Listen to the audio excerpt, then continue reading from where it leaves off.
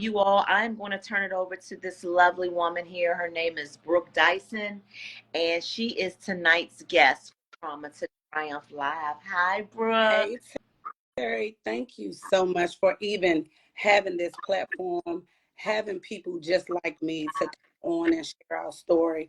Because, like you said, there are so many people just like us that have a story, and we all have one. And one of the things that I appreciate about this is you're giving other people the opportunity to get it out, because everybody don't think about the traditional therapy. It's hard because most people like us, we think about straight jackets, like, oh, if I go to a therapist, they're gonna throw me in a white coat. Yeah. So this is therapeutic. This is a way of getting it out. This is a way of letting someone else know, like, I am not the only one. And when they wake up tomorrow, they can say, you know what? Brooke can do it. I can do it. If Terry can do it, I can do it. So thank you. Thank you for doing this for us. This is what we need. And I appreciate you. Oh, thank you. And you are so very welcome. Thank you. And thank all of you all for tuning in to tonight's episode. I want to say before we get started, which I usually do, and I forgot to let you all know how you all can also be on this platform. If you have gone through something in your life that it has been traumatic, everybody's trauma is different. Real life trauma means something different to everybody. But if you have found yourself going through real life trauma at any point in your life, as a child, as a teenager, as a young adult, as an older adult, and again, trauma can mean anything from being born to drug addictive parents, to being strung out on drugs yourself, to being shot and surviving to tell your story, to having lost a child, a parent, unexpected loss. All kinds of people have gone through different trauma: child molestation, date rape, Yeah. domestic violence, not knowing who you belong to, being dumped in a trash can as a child. I have had so many people on this platform that have had so many stories, you all, that will blow your minds, right? And if you have a story like that, or you know someone, please send them to this platform. I'm taking I'm scheduling people for March and April. I'm all booked up, I believe, through the middle of February, but I am taking people the end of February. March and April is open. We're going to be doing some live filming. So, I have space for different stories. You can email me at info@trauma, the number 2, triumphdoc.com. You can DM me. I accept DMs. You can go to the website, www.trauma, the number 2, triumphdoc.com, and you can submit your story there. So there are different ways for you to get yourself scheduled. And I just wanted to let you all know that if there's anyone who wants to donate to this project, I am a 5013, what is it? 5013 CBA, whatever. WKYS, all that. Whatever it is, I'm that as well. We have a nonprofit extension of this platform as well. So if you want to make big donations that are tax deductible, we can do that as well. I accept $5 donations via Cash App as well. Okay. So no amount is too small. So I wanted to get that out there before I turn it completely over to you, Brooke. Can we talk a little bit about who you are and your journey to becoming the woman that we see today? Okay, so I'm not gonna keep y'all forever because we would need a whole weekend, okay? Part 15. But hey friends, if you know me, I always greet my friends and my followers. Hey friends, that's my name is Sakan Dyson. I am Brooke. Everyone knows me as Brooke. Just like Beyonce got Sasha, Sakan got Brooke, okay? Got Brooke. Okay, so that's how that is.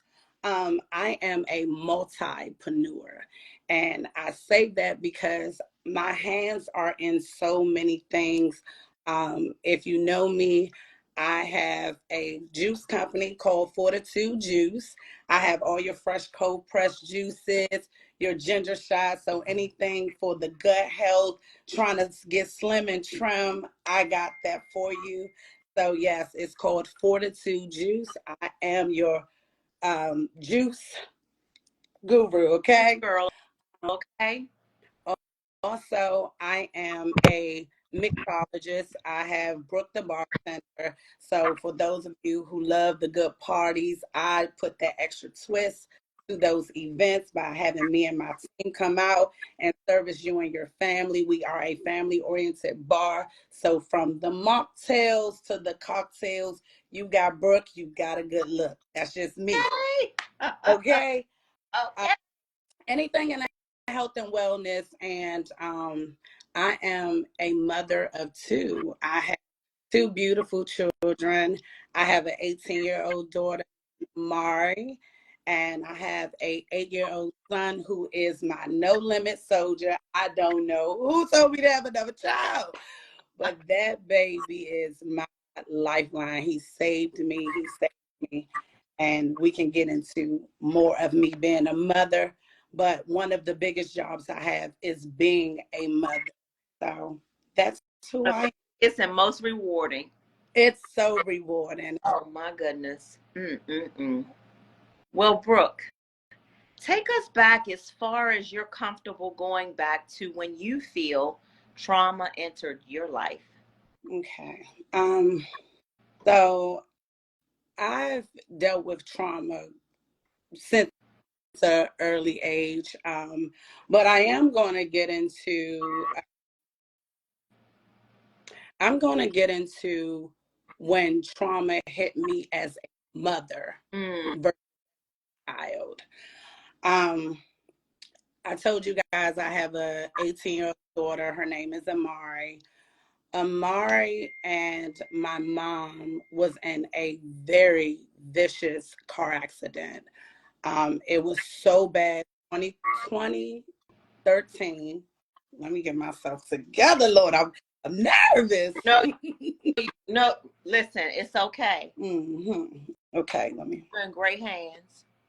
God, you use me. You know what to do. So, April 29th, 2013, my mom and Amari was in a very bad car accident. Um, at the time, I was sick. My mom went to take Amari to school for me, and I was going to Kaiser. And How old was your daughter at this time? Amari was 6 years old. Okay, so Um, she was 6 years old, about she was six kindergarten. years old, first grade, first grade.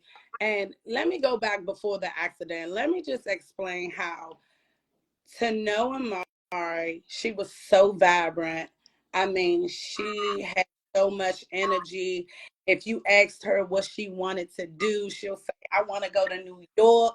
You're like, Mari, why you want to go to New York? Lights, camera, action. She was a model. She helped me out with all my events. And before Brooke became all these things, I started out as an event planner. And me being an event planner, I love the kids. So I remember growing up, going to the kitty cabarets. Shout out to Madness for always putting on them good kitty cabarets for us. And we will go to these kitty cabarets. So I said I wanted to create that for my child because we didn't have that. So 2008, I made the decision to start a Brooks Entertainment, and we would do a red carpet extravaganza for the kids. So this was really big in the Temple Hills area. I mean, my first event, we had over 300 people there. I'm talking about I had Beat Your Feet Kings. We had all the local singers, celebrities coming out to support the kids. We had Models Inc. We had so many people come out to support this event because it was for a good cause. And the things that I wanted to do was just teach our young kids how to be children, how to keep up with the etiquettes, be young, tie your shoe, fix your hair, groom yourself. That was important to me because growing up, my mom, they used to call her Fly Betty. That thing did not play. I know Keep that, herself right? together. So it was instilled in me to be just like that. And as Amari was growing up, she was so dainty. And I was like, I created a monster. Like, what did Do I do? right? And it was so bad to the point I would have to punish her from the mirror. Like, don't look in the mirror no more. Don't be this vain little girl.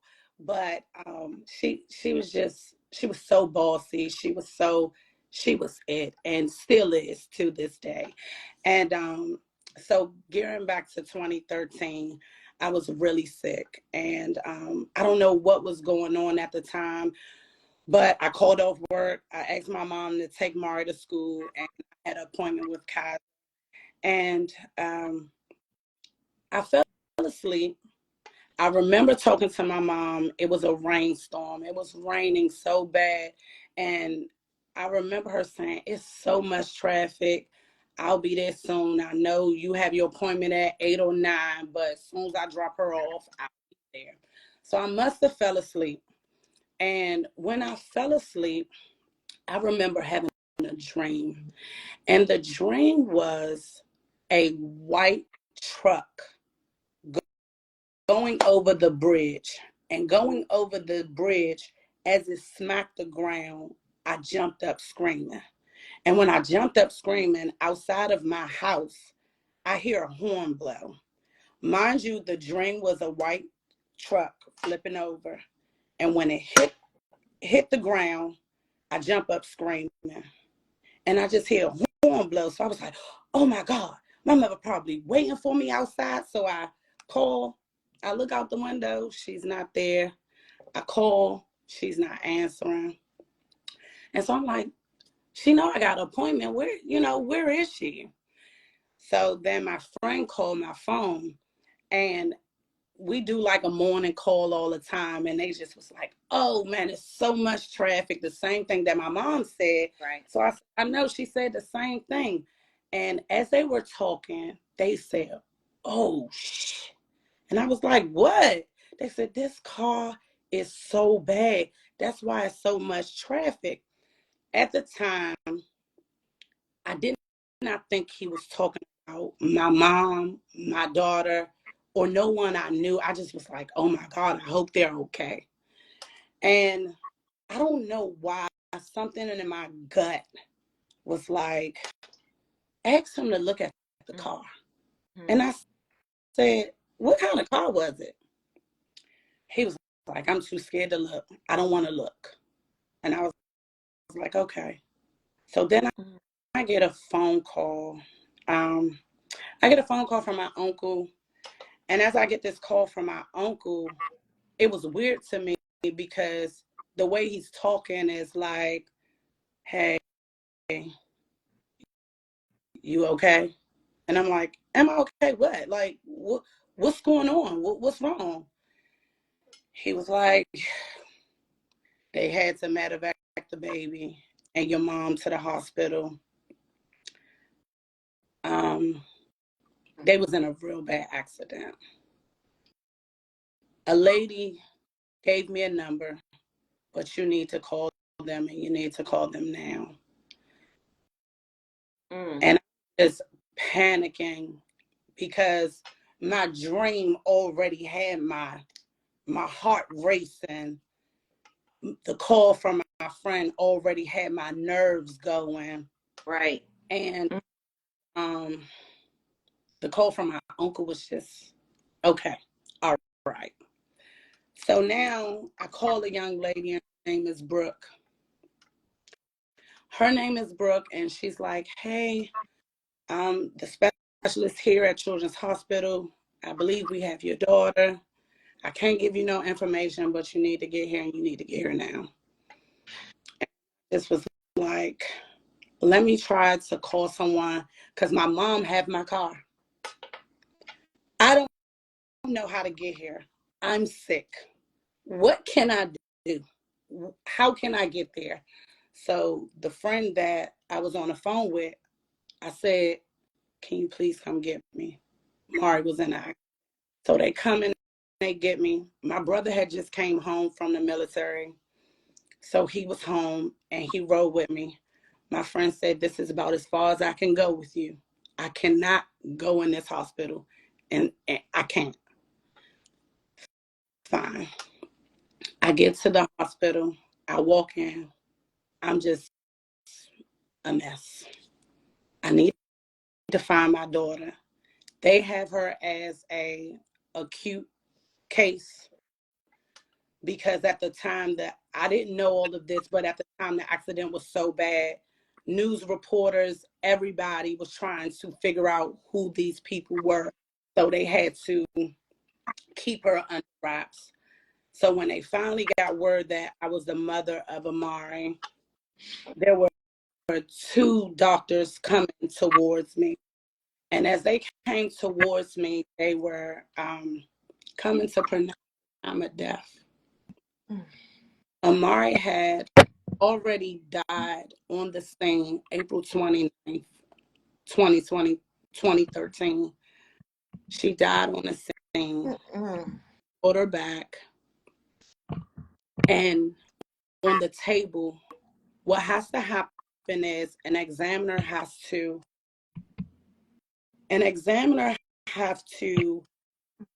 call the time, but there has to be a second person to agree. The second person must came after they were coming to give me the information.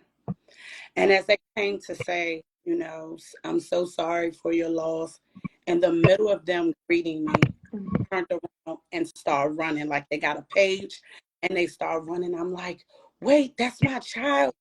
I'm her mother. I'm screaming. And they're like, I'm sorry, we got to go. And then another lady, Brooke, she came to me and she was like, something happened. That second examiner seen her pupils dilate. And we're going to perform emergency surgery. And what they had to do was release her bone flap. And when they released her bone flap,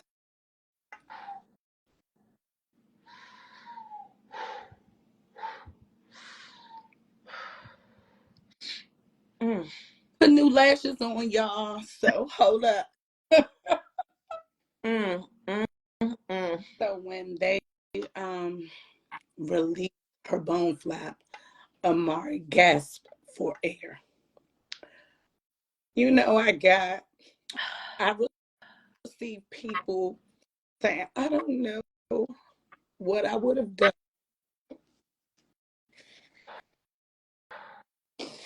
I got people asking me, I don't know how you did it. And I said, God did. Because Amari already flatlined there. They already announced her time of death. And God saw something different. And when Amari gasped for air, they were like, you know what? It may only be 20 minutes, pretty much say your goodbyes. And word got out. And when word got out, they called my baby the Soul Train baby. I've never seen so much overpour of support. I mean, I don't even remember half the people was traveling. People flew out. It was huge. So many people came out to support my child. Even people didn't know. I remember the doctors asking or telling me, it's only going to be 20 minutes. It's only going to be 8 days. And it was a waiting game. And with this waiting game, I vowed I was not going to let people be sad around her. I said, there's no way I'm going to let you come in this room with my baby and hover over her crying. Y'all going to walk in there. Y'all going to smile. Y'all going to say, hey, girl, get up. Sing your Luna song. She loved that Luna commercial. That little girl has so much life. So I made sure people poured it into her what brain waves they told me she had. When they said it was nothing, I believe that God had a different Uh, Okay. God had a different say for her. But let's back the wagon up just a little bit. I'm talking about my daughter. Mind you, my mom was in this car too. So at the time, Mari's at Children's Hospital, and if you are you familiar with children in Washington Hospital Center, they're literally across the street. You can just walk across. So my mom had broke her back, punctured her only lung because my mom is a 30-year lung cancer, stage 4 lung cancer survivor. And the only lung that she had was punctured in the accident that her and Amari was in. And as they had to medevac them to the hospital, you know, my mom didn't know what was going on with Amari because my mom is out of it as well. mm, Um, my mom been in the hospital after all the treatment that she could receive with insurance and all. They pretty much put her in a body cast and told her that we can only give you 14 days, but you got to make yourself walk or you might clot and die. I remember my mom not knowing what was going on with Amari, but what I had to do was connect with Washington Hospital Center and Children's Hospital, get the psychiatric supporters to come out because now they want to release my mom, and my mom is coherent enough to ask what's going on with the baby, and she never knew what happened to Amari. She never knew. And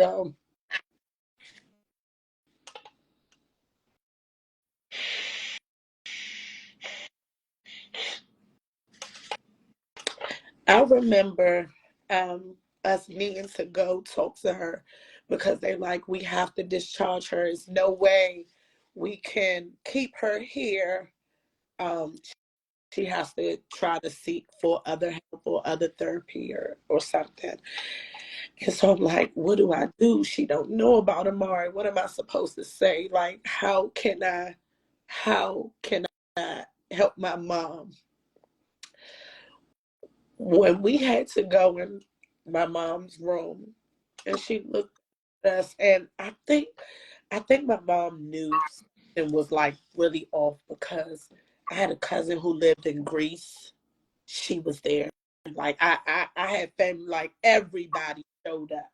And so when we told her, the scream that came from the room is a ringing noise that I could never get out my ear. My mother screamed so loud, but she needed to see her granddaughter. And we brought her to Children's. And at the time, Amari doesn't have her eyes open. She's connected to every type of machinery you can think. She has a C collar on her neck, beautiful skin, mm, beautiful baby. They have arm braces on her. I mean, it's just, mm. I painted my baby nails every other day. I made sure I played music. I made sure I talked to her. And I remember them telling me at the hospital, she'll never open her eyes. She'll never smile. She'll never do any of these things. And I remember because when they had to shave her hair, she just got, mind you, she in the first grade. She had just, school was just, it was the first week of school. So she just got her hair done. So one side of her hair is like a cute little mohawk that is shaved off. So I was like, Lamar, you still looking fabulous, girl. Like, you looking real good. Ooh, Um, the uh, strength you had to have. Where did it come from? I think God has always been in front of this. Um, I know he did, because I remember when the doctors would come to me and ask me questions, and I was so overwhelmed with them talking to me. I was like, it's a million people in here. I cannot repeat this to a million people. Y'all saying dystonia, y'all saying these big words. I don't know what it means. I need you to talk to my team, my tribe, talk to everybody. And they would stand up in chairs like, hey, can I get everyone's attention? And I mean, it got to a point where we had our own room. It was that packed. And I appreciate the love and support that everybody have shown us throughout the years, and continuous. I just needed to say that. Thank y'all. Thank y'all, because it was needed then and it's still needed now. And I remember them saying things, and I will be weeping and crying. This one particular moment, I cried so bad, and I remember getting shook like one of those. And I'm looking around, because what I heard was, didn't I say I got you? And I looked around, I'm looking to my left, I'm looking to my right. This has to be my uncle. This has to be my dad. There is no way. But it was nobody near me. I saw my entire family just all over the floor, crying in the corners. Nobody was near me. And at that present time, I knew God had me. And at this point, if he got me, I gotta believe it. Yeah. I have to believe it. I have to believe this. And the 8th day, it was so bad. I called everybody off. I said, stop the books. Don't let nobody see her. I need my baby to rest. Y'all leave her alone. Y'all can come see me. But right now, they're talking about things that I'm not for. So at this point, Amari has a trach. And what a trach is it helps your airway. If you don't know what a trach is, Amari has a trach to help her breathe out of her throat, her trachea area. She still have her nostrils and her mouth, but when your brain is not functioning completely, sometimes your mind can't personally tell you to breathe. Like, we think, we take things for granted. The fact that we know how to breathe, and we know how to blink, and we know how to move our fingers, do these things. Like, we have to be so thankful and grateful for the small things, the small things. So, the trach is what she had. And they said to me, if we remove this trach and Amari doesn't breathe, what would you like to do? And I would tell them, bring her back, figure it out. I don't know what you're going to do, but you need to do it. Figure it out. Do this. And her numbers needed to be under a 15. Amari stayed at a 15. So let's say at 2:30, they said at 2:30, if she's not under 15, we're going to have to pull it. It's nothing we can do. I'm so sorry. It was 2:29. They walked in Amari's room. They were ready, suited and booted, ready to sedate her even more or pull a plug, whatever they used. They were ready. They walked in her room. My baby was at a 15. The moment they touched her machine, she went to a 7. I said, come on, God. Come on, God. Come on, God. Show up and show out. Show up and show out. Oh man. And we went through this roller coaster. Yeah, I lived in a hospital. I lived at Children's Hospital for a complete year. And I got the worst news on the second floor of Children's Hospital. And I remember not being able to go nowhere near the second floor. Like, my anxiety, everything would happen to me. I would start sweating. I can't think. Like, it was a nightmare. I don't want to go to the second floor for nothing. Don't take me there, please. And they kept Mara at this time, her eyes wouldn't open, nothing was going on. And one day, Amari, they had this child life where they'll come around and they'll sing, they'll play with the kid, they'll do things, but Amari just was just there. It was just blah. It was nothing they can do, but they still came and sung songs to her. And I remember her scarf, she had a scarf on her head, and it fell over her eyes. And I got up from the chair and I lifted it. Only one eye was open. And baby, let me tell you, I laughed at my pain. I am a goofball, but that scared the hell out of me. I jumped because you hear these doctors say she'll never open her eyes again, and you believe this because I'm 26 years old, guys. I'm 26. If they told me this is it, this is it. I don't know nothing else, right? So they, her eye open, and I'm like, oh my God, I'm screaming in the hospital. Somebody come here. Her eyes are open. Her eyes are open. They was like, what? They looked, they checked her out. And at one time it was just only one. So they were trying to strengthen this one eye. And when her eyes started opening, I noticed so many different things with um I would talk to her and she'll just be there. Um, Mari pretty much was blocked for a complete year. I mean, my baby had no facial expressions. My baby didn't blink. It was just in the bed. And one day they thought that Amari had a hole in her intestines. And when they thought that she had a hole in her intestines, they had to put her on a bowel rest. And when we think about storms, when we think about the things that we go through, you know how we say, if it's not one thing, it's another. I look at this time with Amari. They had to put her on a bowel rest, so which means she could no longer get any of her medications. All the medicine, you know, she have a brain injury. She was in a real bad car accident, so we don't know where the pain is coming from. An X-ray on my baby, and at the time, this is like 9 months in. At the time, they didn't even know Amari was dislocated. So Amari had a dislocated hip the entire time. Oh Levels God. was so high, so excruciating, to the point where they were like, we can't give her no more, no narcotics, no nothing, because now she has to get a PICC line. And what a PICC line is, it goes through your main artery.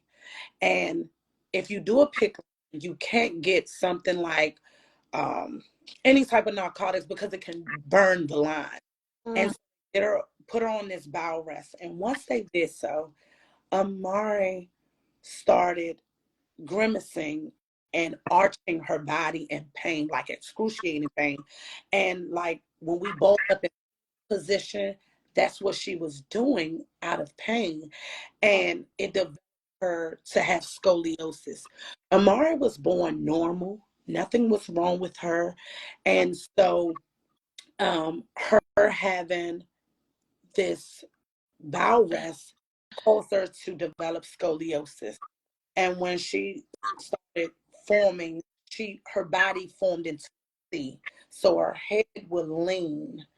And that was her comfort zone because she's trying to, you know, hug something tight. And um, during that time, Amari, with with the hole that they thought was in her intestines, she started grimacing and making all these expressions. So I'm seeing this pain and I'm so sad. This is like, to me, what I see, I can only, we know this is not what happened, but it reminds me of The Exorcist. Like, out of body experience. I've never witnessed nothing. You can only see this on TV. This is not my life. It's no way that this is happening to my child. And I noticed her facial expressions, where she'll twitch her mouth, she'll do something. Then one day I walked in and I greeted her the same way. Hey, pretty girl, I see your lip gloss popping. And she looked at me like she took her eyes and looked directly at me. She smiled. I I screamed. Wait, I said, "Did you see this?" I'm asking the nurse, "Did you see that?" This is what this lady said to me. She said, "You're so hopeful, and all parents will think that their child would do that. But Amari is 100% brain dead. She Devil is never." a liar. Yeah, yeah, yeah. The devil is a lie. Yeah. Woo. So when she told me this, I kept saying, I know what I saw. I know exactly what I saw. So they transitioned Amari into NRH, and they transitioned her to NRH, and she wasn't moving in the progression that they wanted her to. So they moved her to her own facility at HSC. And I was so sad because I felt like, damn, my baby, I mean, she's not doing anything. It's no way. Like, come on, God. Like, you got all this. I need you to help me. Like, I can't, like, please. And so we get into HSC, and it was a long-term facility. It was different, lived in, and it wasn't like children's where I could I can be there all day, every day. I could stay all night, but you really couldn't spend a night. They really didn't have the space for the parents. And during the trial of trying to learn her hair, sometimes the nurses would come in and be like, "Mom, we got it." I'm like, "No, this is my child. I got it. Like, I know what to do." Oh, every time they draw the inch, I said, "Oh, what's that?" "Oh, no, she only get 2.5. That's a 1.0. They like, "Okay, all right, Mom." Because when you go through something like this, you better learn. You better figure it out, because they can do the wrong stuff, because it's called human error. And it's not that they always want to do wrong. They have done great things. Shout out to Children's Hospital. Shout out to Dr. Olivo. He's the one who found the bone, who seen her pupils dilate and say, "No, let me do this brain surgery."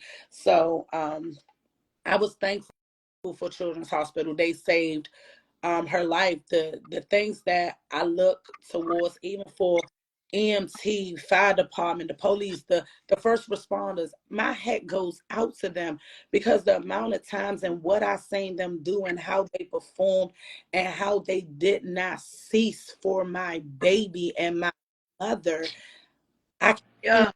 say thank you, because God put them in uniform to serve and protect and to support me and my children, my family. So I was so grateful for, everybody who played a hand. And guys, I just want to say, with them telling me she would never make it past 20 minutes, we are celebrating 11 years. This year Oh, will be our 12th year of survival. So please give that up for my baby oh my girl. God. I have You survived. tell And me God is not real. I don't care what y'all say when you listen to a story like this.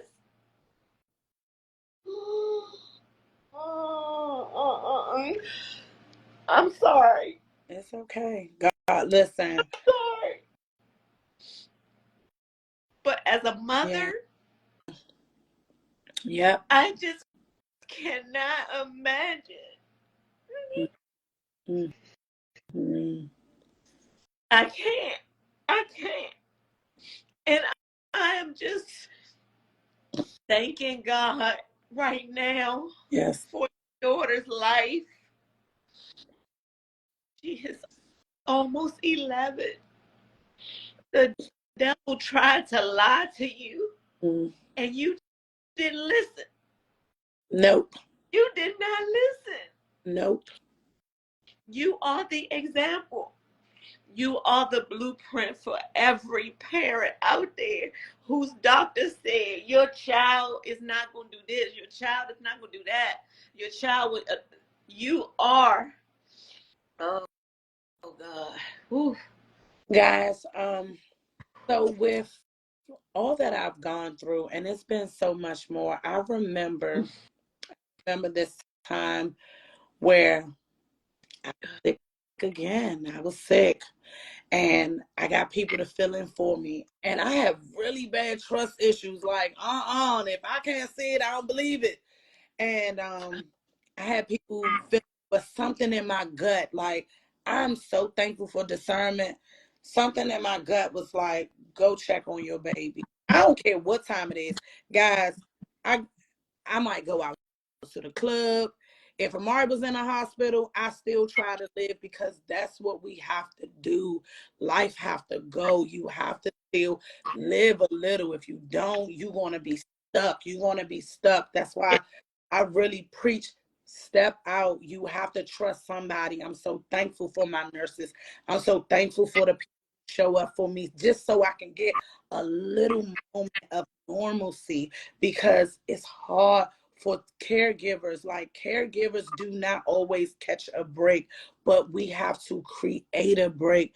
I know there's some caregivers online with me. I've seen a few pop in. I'm telling y'all now, we weigh a lot on our shoulders. Please make this year a year you do more for you. Make this year a year you do more for you. Be selfless and be okay with it. Be okay to say no. And I'm talking to y'all, but I'm talking to me because that is my struggle. But I remember being sick. I remember being sick and I walked somewhere, go check on her. And I walked in a room, and when people aren't knowledgeable and they don't know, they just won't know. You can't expect them to know. And her grandmother and a cousin was there. And I said, I walked in and I took the room out, and my baby wasn't looking like I know she looked like. She wasn't excited. Right. And for people who don't know, you know, they wouldn't understand what I mean by that. And I said, how long have she been looking like? They said, I mean, she's been cool all day, like no problems. And I said, something is going on with her. And I pressed the call button for somebody to help me. The moment Amari saw me was the moment Amari knew she can rest. Amari completely shut down. And I saw my baby gasping for air. Now, and I told y'all she has a trach, but as she was trying to gasp for air, she coded. She coded on all of us. And I was happy that other people was able to see this, because what happens is I must have painted a picture that everything is sweet on me. You see me, I got my lip gloss on and I look good, or she will look good, or I might post a picture with her lip gloss and me saying she's doing good, and they don't see the behind the scenes of us hoping she make it through this night, us praying she don't have another seizure, us hoping that the medicines that they're trying to curate for her work. Right. And she coded, and my baby went completely blue. And I remember when I rung the bell before this happened, I rung the bell. The lady said they're transitioning, so at 7 o'clock, I got a nurse that don't know who she is because she just got her chart. I got a nurse who's leaving, and I got a charge nurse that's just like, she was good all day. I don't know what's going on. Her vitals, everything was okay. I was like, something is going on with her. We need help. She rung the bell and said, no, we don't. I said, no, we need help. We need help now. And then Amari coded. Mm. Instantly, I went from pushing this doctor out the way, this nurse out the way, and I started doing compression on my baby. Mm. I went from the doctor, I went from the nurse, then they pulled me out. I went to the hallway, and I don't remember, but I started chanting something. I don't remember it, but I was talking, and I was like, I don't know what I just said, But the next thing I know, they said to me, she's fine, she's breathing, but we have to take her down for x-rays and things like that. I told them something was going on with her, so they took a scope and went down her trach, and they didn't see anything. I said, what we saw yesterday, last night, something is going on with Amari. So they brought ENT in to check it out. They didn't believe, not that they didn't believe me. They said they went through everything, and I'm telling them, do it again. Mm-hmm.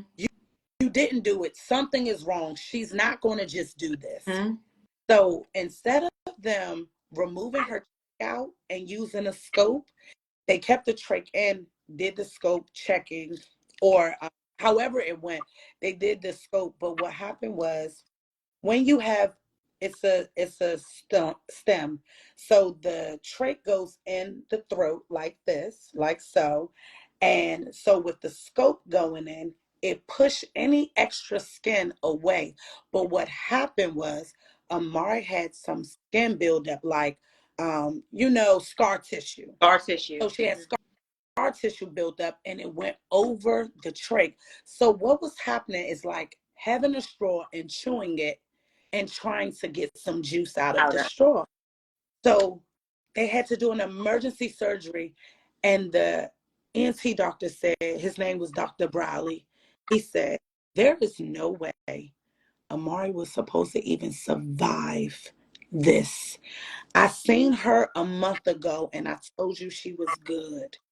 This happened, and we came in, and me, my team, and another team checked it out, and she was told she was good, but she wasn't. And so they said, I love how you do not stop just at what we say. You keep going, and you really fight for your child. And they had to remove, I wish I had papers, but they had to remove about a certain amount of centimeters of skin. I mean, big enough to cover her entire trach. And she wasn't breathing. So, sometimes we get these thoughts and these intuitions. And as a mother, you know your cub. You know your cub. That way you know your cub. So Amari nowadays, guys, Amari smile. She's so vibrant. She knows who I am. When she see me, I got to spice her up because we about hype this girl up. Okay. She is still nonverbal. We are still praying for a miracle. Amari also, they said she was impaired in both her eyes. I told them a long time ago, please, she can see. It's no way. They like, no, she just picked up different senses. No, she didn't. She can see. And then it came back a year later, was like, her vision is really good, Mom. I was like, yeah, the devil is a liar. But Terry, during that time, I was a zombie. I just was living. I just was going. I don't even remember a lot of stuff. When it pertained to her, I knew everything. Like there was nothing else that I did besides her. And then I felt the need that I could be called mom again. And it wasn't like I had a significant other. I was dating. I might talk to people or things like that. It wasn't nothing serious because I was too much was going on for me to even give that. Like, but I also felt like I'm such a beautiful woman. I got all traits of a wife. I can do these things. Who will want to deal with? Who will want to deal with someone with all this going on? Like it's a lot. It's a lot for me to take. Like, would somebody accept me? Like, how would this work? So I kind of force myself into thinking that way. And then, I just was like, well, maybe if I go back into a relationship that I was in previous, because they knew her before her accident, so they'll love her regardless. And, I kind of tricked my mind into it. It's not going to be good for me after this. Like no one is going to want me. They may want me because, hey, I'm I'm beautiful. I'm cute, you know, like, hello. But can they really deal with, Handle your handle life. my life? And again, I was just having fun. I was, not necessarily with someone, but I got pregnant. And when I did so, it was no thought what I was going to Right. do. All this, if I didn't care, Right. I wanted to be called mommy again. And my son, Blake, although he's my no soldier, he saved my life. And God knew I needed him. God knew I needed him. I transitioned so many ways with after having him. Um and he was such a case because I bled my entire pregnancy. They told me I need to do a DNC with him. They pretty much was like, "Hey, we taking you down." The lady that was preparing me for the DNC said, "There's life here. Please do not terminate." I Mhm. was like, "Y'all told me I got terminated. I ain't know, I'm not the doctor." She was like, "I'm not supposed to do this, but I'm gonna need you to discharge yourself, and I mean discharge yourself now." Mm. I was like, "Yes, ma'am."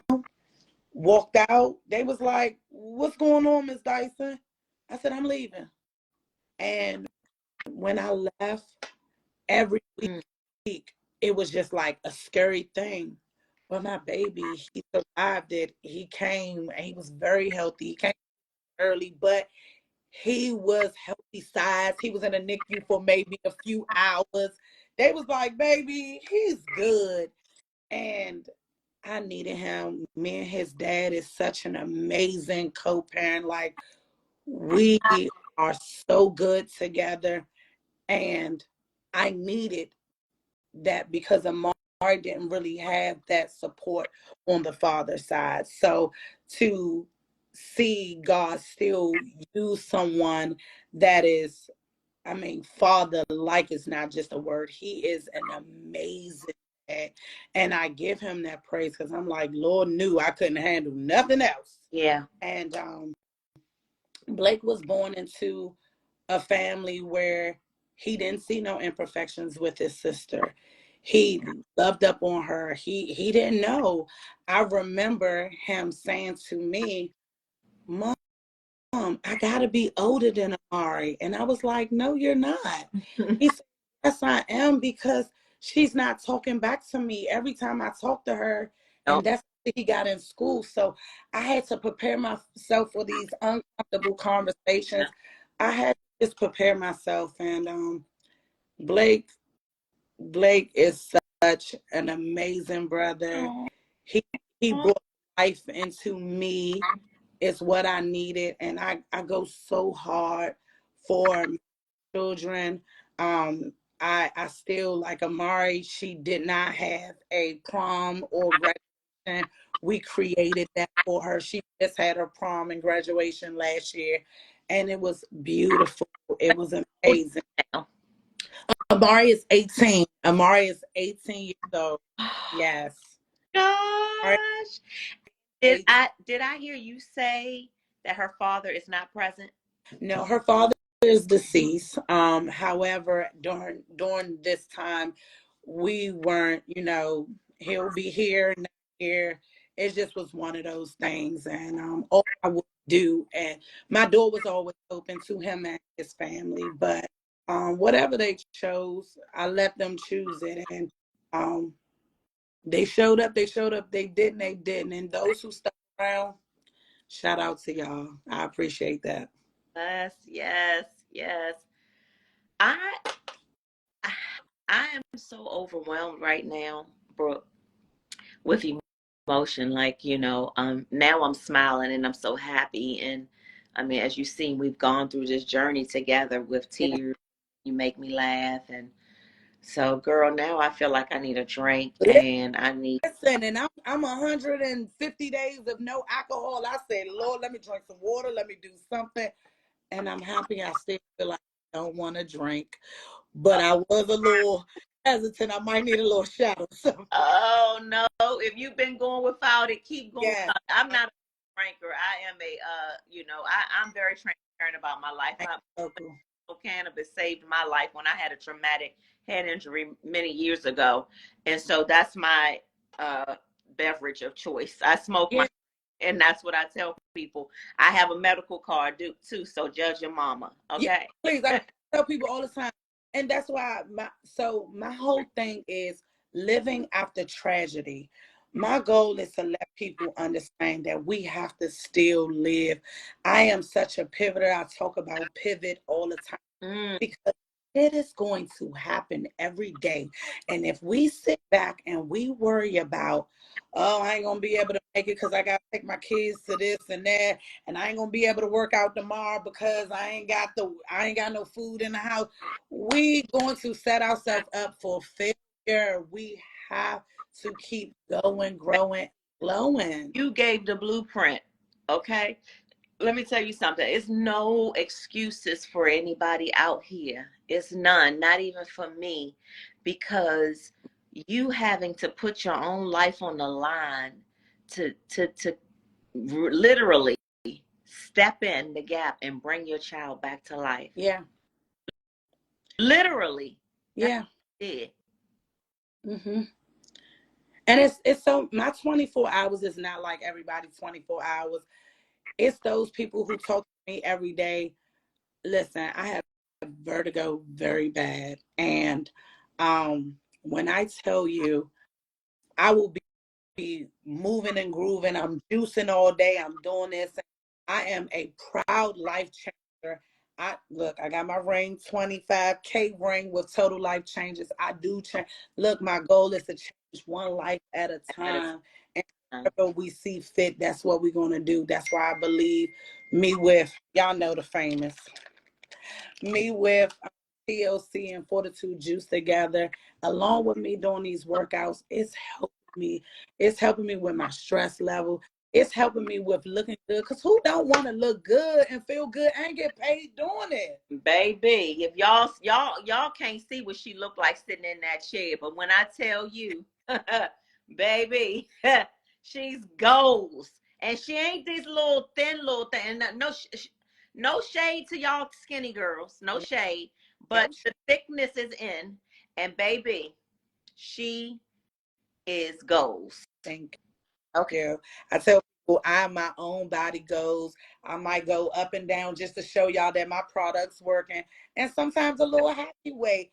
But guys, having fortitude is what we have to do. We got to keep pushing no matter what obstacles come our way. Everybody's going to go through adversity. Mm. You got to figure out what you want to do with it.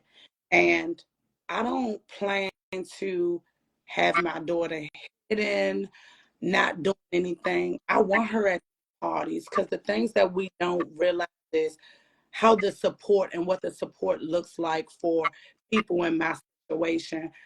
I have a house, and Amari doesn't get a lot of visitors. I'm one of nine, and people choose.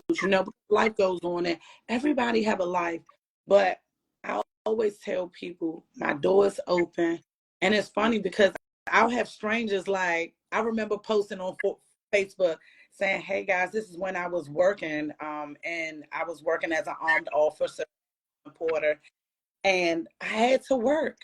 And when I got off work, I wouldn't have a nurse from 7 to 3. I would ask people to come in and sit with Amari. The first people that would show up is people, strangers. Yeah. And my family would say, who the hell are these people? You can't just let people come in your house. I said, well, I ain't seen nobody volunteer. Thank you, Miss. What's your name, Yeah. Miss Pearlie? You coming at 7? I see you there. And giving up addresses because, guys, you got to trust somebody. And Yeah. I've created a trust. And I'm Yeah. okay with it. Yeah.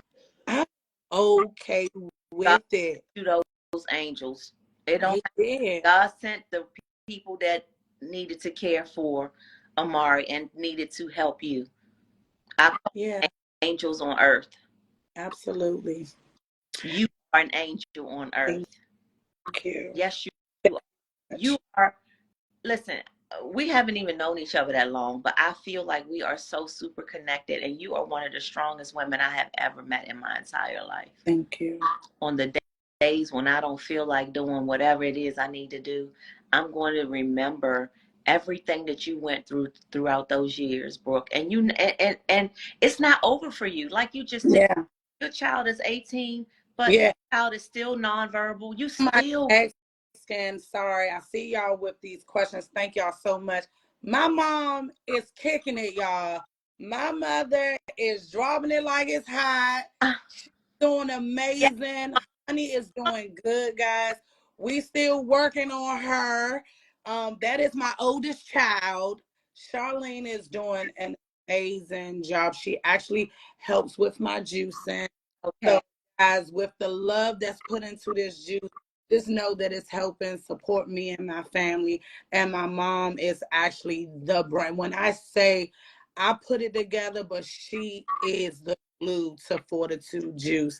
Nothing is ran without her. So, guys, Charlene is doing amazing. Keep praying for her because we are still fighting. She's still, with her having one lung, she has a concentrator.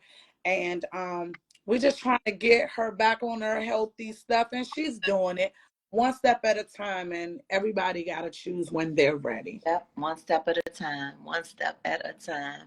And so, Brooke, we went way over our hour, but I don't even care. It's my platform, so I get to do what I want.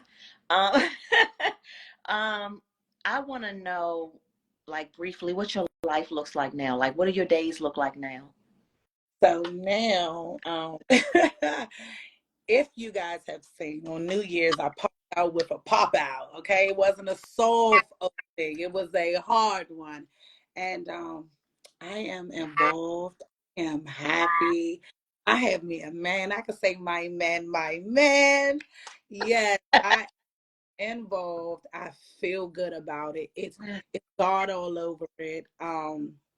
It is God all over it. I'm talking about praying at night.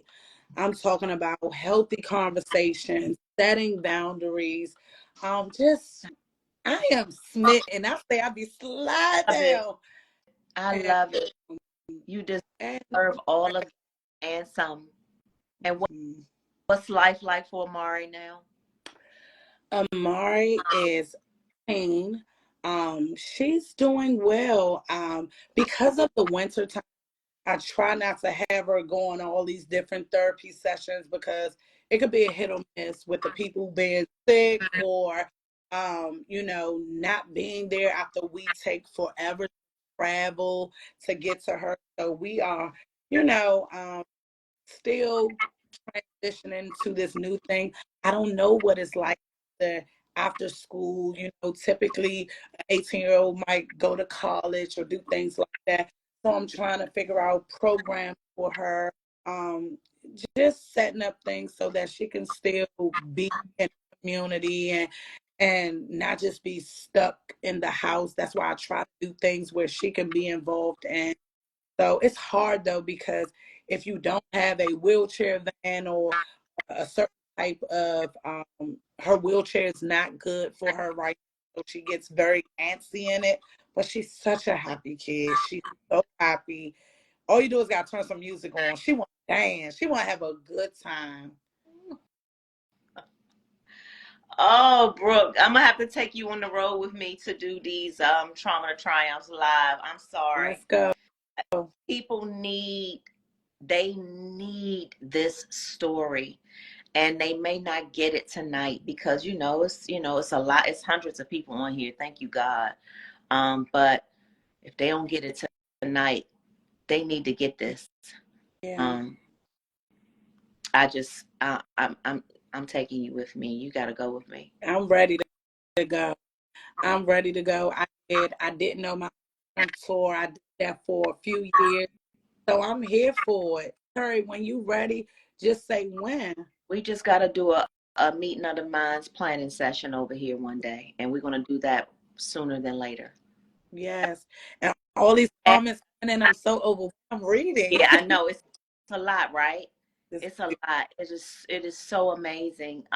This has been life-changing, even for me in a way, because again, I'm a mom of three, and you know, I'm still, I just can't imagine what you went through, Brooke. 18 years later, though, look at you. Yeah. Look at her now. Oh, look at her now. Oh. Because God did. God did, and I have to give him that. I God. have to. I have to. Our Father. And he know his Woo. and he know his child. Cause baby, I be cutting up sometimes. I be like, you don't know if I'm spiritual, gangster, what? I'm all the above. Oh, Trust me. he know that.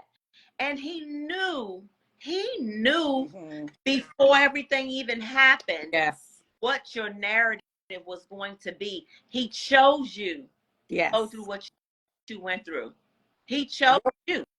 Really quick, when you say that, before Mari's accident, I worked with children with special needs at St. Coletta. I did not have no degree. You can only get in when you had a degree. My personality got me the job. I was a paraprofessional and a behavior specialist.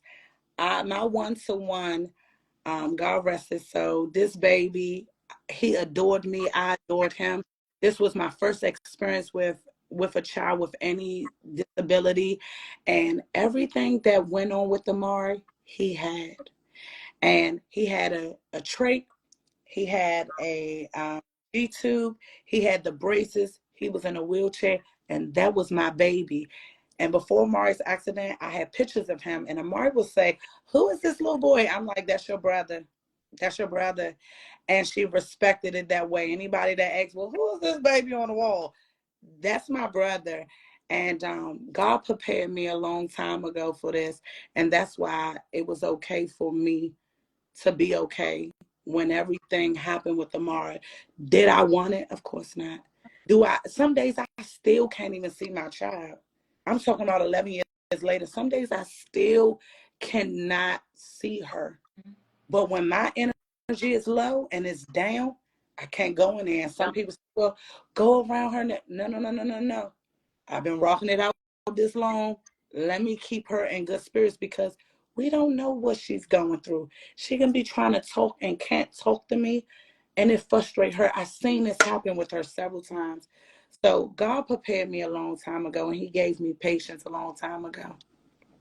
Do you have not show it or anything like that? I just want to know, as a mom, do you have video footage of her before the accident? Come on. So, Mom has so a, that when you and I have our personal time, I can. yes. Okay. Absolutely. You guys can go to YouTube. It's called Life of Amari. There's a documentary there. It's called Life of Amari. It's on YouTube. And you can get a glimpse of who Amari was before accident, and some of the things that I've gone through while trying to navigate my new life, even before Blake came. So this it's time for us to do a part two, an update. She's 18, and I got enough footage to put something together. And every year, April 29th, we call that the rebirth. I call that the rebirth because that was the day, they said she died, but I call it the rebirth. And we do something called Seatbelt Save Lives. So that's the movement that we have. Seatbelt Save Lives. I get everyone to take a picture wearing your seatbelt, and you use the hashtag Team Amari and Seatbelt Save Lives. That's the way I like you guys to support me. We also light up the sky on April 20th. Excuse me, we light up the sky on March 31st. So this is a ongoing thing around the entire world.